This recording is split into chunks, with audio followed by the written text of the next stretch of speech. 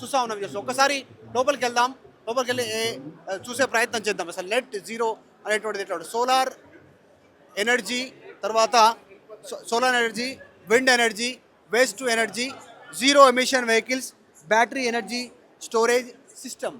ఈ సిస్టమ్తో net zero కింద ఒక కొత్త కాన్సెప్ట్తో తెలంగాణ రాష్ట్ర ప్రభుత్వం ముందుకు వస్తూ ఉంది. ఒకసారి ఎక్స్ప్లెయిన్ చేద్దాం, ఒకసారి చూద్దాం ఏ వాహనాలను ఇంప్లిమెంట్ చేస్తున్నారు. ఇప్పటికే హైదరాబాద్లో 2 వీలర్, 4 వీలర్, తర్వాత బస్సెస్, ఎలక్ట్రికల్ దాదాపు చాలా చోట్ల కనిపిస్తూ ఉన్నాయి. ఈ ఫ్యూచర్ సిటీలో వీటికి ఎక్కువగా ప్రాధాన్యత ఉండేటువంటి అవకాశం ఉంది. నెట్ జీరో అంటే పొల్యూషన్కి దూరంగా, పొల్యూషన్ ఎమిషన్కి దూరంగా ఉన్నటువంటి వాటి వెహికల్స్ ప్రొవైడ్ చేసేటువంటి అవకాశం ఉంది. ఎలక్ట్రా ఆర్టీసీ బస్ ఉంది.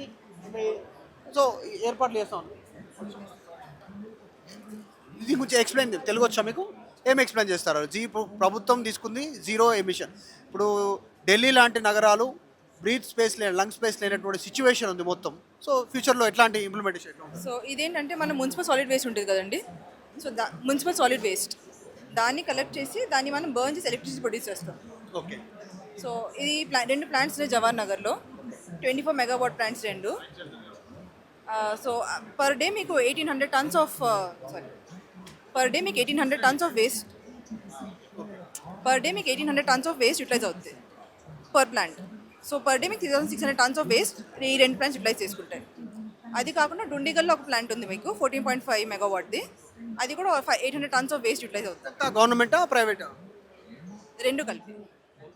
అంటే ఎంత మేర ఎనర్జీ జనరేట్ చేసేటువంటి అవకాశం ఉంటుంది ఈ వేస్టేజ్? 24 megawatt, 62.5 megawatts.